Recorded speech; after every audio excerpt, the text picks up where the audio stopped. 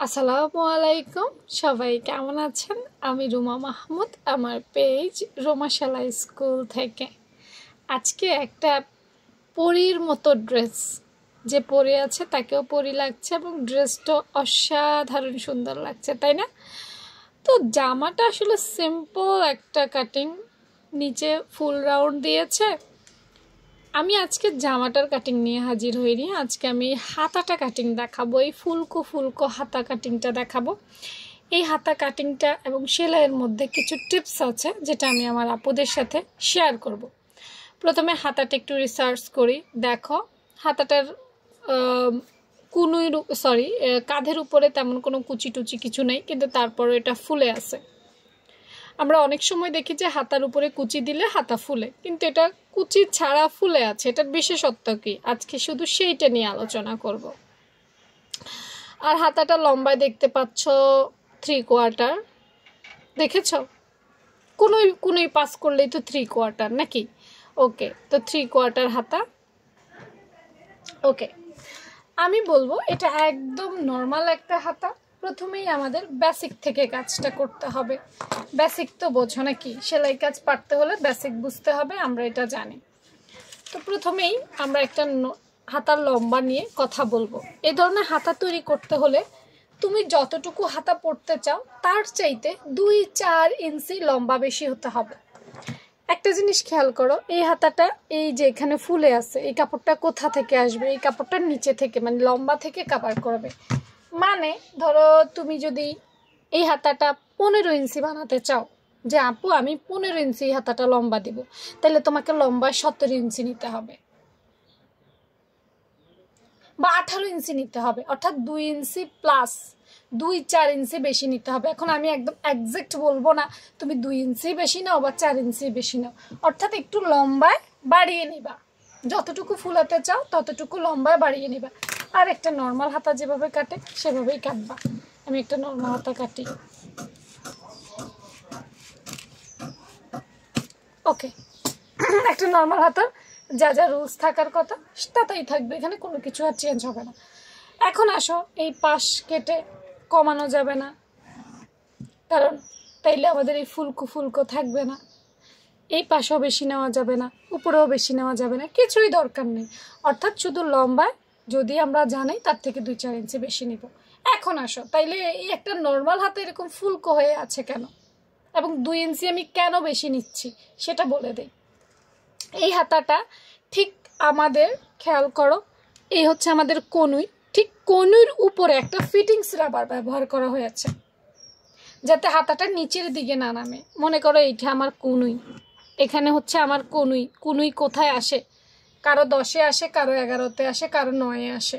কনুই যেখানে, সেই জায়গাটায় একটা ফিটিংস রাবার ব্যবহার করতে হবে। কি রাবার? Fittings rubber. আবারও বলি, রাবার কয়েকভাবে দেওয়া যায়। আমি অনেক সময় বলি যে হাতার মধ্যে ফিটিংস রাবার দিয়েন না, কিন্তু এই হাতাটায় ফিটিংস রাবার দিতে হবে। কেন দিতে হবে?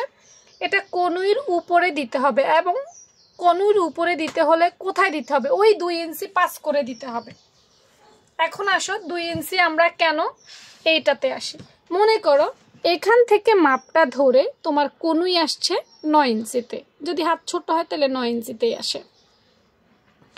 তুমি রাবারটা দিবা 11 ইঞ্চিতে, 2 ইঞ্চি বেশি দিবা, অর্থাৎ যেই কাপড়টা তুমি নিচ থেকে বাড়ে নিতেছো ওইটাতে দিবা। আমি জাস্ট বুঝালাম যে 11 ইঞ্চিতে, তুমি সেটা 12তেও দিতে পারো বা 13তেও দিতে পারো।